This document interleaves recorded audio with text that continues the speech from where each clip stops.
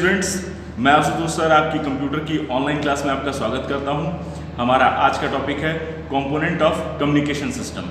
लेकिन इसके बारे में बात करने से पहले हम समझना चाहेंगे कि व्हाट इज कम्युनिकेशन। कम्युनिकेशन का सीधा मतलब सिर्फ और सिर्फ बातचीत से है। तो कंप्यूटर में जब एक कंप्यूटर दूसरे कंप्यूटर से कम्युनिकेट करता है, यानी कि वो अपने अंदर का डेटा या इंफॉर्मेशन एक कंप्यूटर से दूसरे कंप्यूटर में ट्रांसफर कर रहा होता है, तो हम साफ साफ कह सकते हैं कि a data transmission from one point to another point is known as data communication.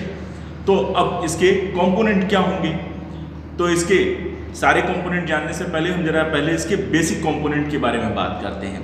जैसे एग्जांपल के तौर पे मैं और आप अगर बात कर रहे हैं इस मोबाइल के माध्यम से, तो हम लोगों के बीच माध्यम क्या बन रहा है, ये एक मोबाइल, ठीक।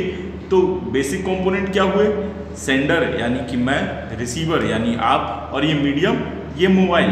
तो सेम उसी प्रकार किसी कम्युनिकेशन चैनल में बेसिक कंपोनेंट होते हैं कौन कौन से, सेंडर, दूसरा होता है रिसीवर, और तीसरा होता है मीडियम। तो जब भी कभी एग्जाम में आपसे पूछे कि what is the basic component of a computer system, what is a basic component of a communication system, तो आप कहेंगे कि there are 3 types of basic component. First is sender, second is medium, and third is receiver. तो student आइए अब हम आगे बढ़ते हुए कम्युनिकेशन सिस्टम के बेसिक कंपोनेंट को समझने की कोशिश करते हैं। तो कम्युनिकेशन सिस्टम के बेसिक कंपोनेंट हैं, पहला है मैसेज, दूसरा है आपका सेंडर, तीसरा है आपका रिसीवर, चौथा है आपका मीडियम, और पांचवा है प्रोटोकॉल। तो आइए एक एक करके हम इन्हें समझने की कोशिश करते हैं। तो व्हाट इज अ मैसेज, तो मैसेज इज अ डेटा और a information. It's include text, image, pictures, video, audio और कॉम्बिनेशन ऑफ दीज, ठीक है। तो एक मैसेज जो है वो एक टेक्स्ट हो सकता है, वीडियो हो सकता है, ऑडियो हो सकता है, या फिर इन सब का कॉम्बिनेशन हो सकता है। What is a sender, a sender is a device और a computer which can responsible to transmit data from one point to another in a communication channel, ठीक है। यानी कि सेंडर कोई भी डिवाइस या फिर कंप्यूटर सिस्टम हो सकता है जो कि आपके मैसेज को किसी कम्युनिकेशन चैनल में एक पॉइंट से दूसरे पॉइंट पे ट्रांसमिट करे, ठीक है। हम यहाँ पॉइंट कह रहे हैं, क्यों, क्योंकि रिसीव करने वाला कंप्यूटर हो ये जरूरी नहीं है, वो कोई मोबाइल भी हो सकती है, वो कोई प्रिंटर भी हो सकता है, वो कोई अन्य इलेक्ट्रॉनिक गैजेट्स भी हो सकते हैं, ठीक है। और सेंडर जो है वो कोई भी डिवाइस हो सकती है, चाहे वो मोबाइल हो सकती है, चाहे वो कंप्यूटर हो सकता है, या कोई अन्य डिवाइस हो सकती है। इसलिए हम यहाँ पे पॉइंट का यूज़ कर रहे हैं कि in a communication channel point to point transmission, ठीक है। सिर्फ कंप्यूटर से कंप्यूटर का ट्रांसमिशन नहीं, ठीक। अगर डिफिनेशन में ये लिख देंगे कि a sender is a device which can responsible to send transmission from computer to computer in a communication channel, तो गलत हो जाएगा, ठीक है। तो ध्यान दीजिएगा, इसको पॉइंट लिखिएगा, ठीक। अब दूसरा है आपका रिसीवर। तो receiver is also a device और a computer which can responsible to transmit data from one point to another in a communication channel. दोनों में सेम रहेगा, ठीक है। दोनों ही डिवाइस हो सकते हैं या कंप्यूटर हो सकते हैं, और इनका काम बस इसका होता है कि एक कम्युनिकेशन चैनल में एक पॉइंट से दूसरे पॉइंट पे डेटा को ट्रांसमिट करते हैं, ठीक है। अब बात करते हैं मीडियम की कि व्हाट इज अ मीडियम। तो students, medium is a path in a communication channel which can responsible to transmit data in a one point to another point, ठीक है।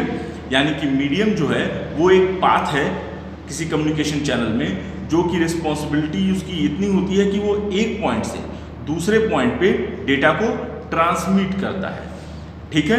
जैसे कि हम लोग आपस में बात कर रहे हैं, तो ये एक मीडियम बना हुआ है मोबाइल, जो कि एक पॉइंट से दूसरे पॉइंट को डेटा को ट्रांसमिट करने के लिए एक पाथ प्रोवाइड कर रहा है, एक रास्ता प्रोवाइड कर रहा है, ठीक है स्टूडेंट्स। तो मीडियम को 2 पार्ट में कैटेगराइज किया गया है, गाइडेड मीडिया और अनगाइडेड मीडियम। ठीक है, गाइडेड मीडियम और अनगाइडेड मीडियम। ठीक, गाइडेड मीडियम का मतलब होता है कि जैसे कि एग्जाम्पल के तौर पे हम समझ सकते हैं कि मान लीजिए आप कहीं घूमने जा रहे हैं, ठीक है, किसी हिस्टोरिकल प्लेस पे आप घूम रहे हो और वहाँ आपने गाइड तय कर लिया। ठीक, तो गाइड आपको मेन पॉइंट पे ले जाते हुए एंड पॉइंट तक पहुँचा देगा। ठीक, और अनगाइडेड में क्या होगा कि आप गाइड नहीं किए हैं, आपका जहाँ जहाँ मन कर रहा है घूमते हुए ठीक उसी एंड पॉइंट पे पहुँचेंगे। ठीक, लेकिन भटकते हुए। लेकिन गाइडेड मीडिया में क्या होगा कि एक पाथ पहले से ड्रॉ रहेगा और उसी के माध्यम से डेटा जाएगा। तो गाइडेड मीडिया को वायर्ड मीडिया भी कहते हैं, क्योंकि वो पहले से डिसाइड रहता है कि तार इधर इधर घूम करके गया है, तो डेटा भी इधर इधर घूमते हुए उस तार के साथ होते हुए उस पॉइंट तक पहुंचेगा। और अनगाइडेड मीडिया में क्या होता है, किसी भी प्रकार का फिजिकल माध्यम नहीं होता है। ठीक है, यानी कि बिना तार के आप एक पॉइंट से दूसरे पॉइंट पे डेटा को ट्रांसमिट कर रहे होते हैं वेव के फॉर्म में। ठीक है स्टूडेंट्स, तो अब आगे बात करते हैं हम। आपका जो है नेक्स्ट जो कंपोनेंट है वो है आपका प्रोटोकॉल। तो व्हाट इज अ प्रोटोकॉल? तो प्रोटोकॉल से मतलब है, प्रोटोकॉल का मतलब होता है रूल। ठीक है, तो हम कह सकते हैं a protocol is a set of rule which can responsible in a communication channel to how to connect a device in a communication channel, how to transmit message in a communication channel, and how to after session how to device log out in a communication channel। ठीक है, यानी कि किस प्रकार से protocol एक set of rule है जिसके द्वारा यह डिसाइड किया जाता है कि किस प्रकार कोई डिवाइस किसी कम्युनिकेशन चैनल में कनेक्ट होगी, किन नियमों के आधार पे वो किस प्रकार मैसेज को एक पॉइंट से दूसरे पॉइंट पे ट्रांसमिट करेगी, और जब मैसेज उसे डिलीवर हो जाएगा तो किस प्रकार से वो डिवाइस उस कम्युनिकेशन चैनल से लॉग आउट होगी। जैसे कुछ समय पहले व्हाट्सअप आप यूज़ करते थे, तो व्हाट्सअप में आप ग्रुप में मैसेज भेज रहे होते थे तो एक बार में 100 लोगों को आप मैसेज ट्रांसमिट कर देते थे। आज के समय में व्हाट्सअप का जो है प्रोटोकॉल चेंज हो गया है, आप एक बार में 5 लोगों को मैसेज भेज सकते हैं, कुछ मैसेज आप एक बार में एक ही लोगों को भेज सकते हैं। तो ये प्रोटोकॉल के कारण ही हो पाया है। ठीक है, ऐसा इसलिए कि जब फेस्टिव सीजन पड़ते थे तो आप मैसेज भेजना शुरू करते थे, तो एक साथ 100 लोगों को भेज रहे हैं तो धड़ाधड़ मैसेज जा रहा है। ऐसे ही कई लोग 100 लोगों को अगर भेजेंगे तो क्या होगा, सिस्टम क्रैश हो सकता था व्हाट्सएप का। तो उसने ये रूल लाया कि आप एक बार में 5 लोगों को ही मैसेज करेंगे, तो उससे ब्रेक मिलेगा। ठीक है, तो एक और एग्जांपल ले लेते हैं। जैसे मान लीजिए कि अगर मान लीजिए मेरे पास कहने को बात है, ठीक है, सामने रिसीवर यानी कि आप हैं, सेंडर मैं हूं, तो इसका मतलब ये थोड़ी ना है कि मैं आपसे कुछ भी कह लूँगा। नहीं, एक प्रोटोकॉल के तहत ये क्लास भी अगर चल रही है तो एक प्रोटोकॉल के तहत चल रही है। ठीक है ना, विदाउट प्रोटोकॉल आप कोई काम नहीं करते हैं। तो एक ट्रांसमिशन चैनल में एक पॉइंट से दूसरे पॉइंट पे मैसेज कैसे भेज सकते हैं? ठीक है, कुछ प्रोटोकॉल के एग्जांपल हम लोग समझ लेते हैं। जैसे HTTP एग्जांपल है, hyper text transfer protocol. Internet में ये प्रोटोकॉल यूज़ होता है जब भी कभी आप इंटरनेट के माध्यम से एक जगह से दूसरी जगह पे वेब पेज ट्रांसफ़र कर रहे होते हैं, तो यहाँ पे प्रोटोकॉल यूज़ होता है। क्यों?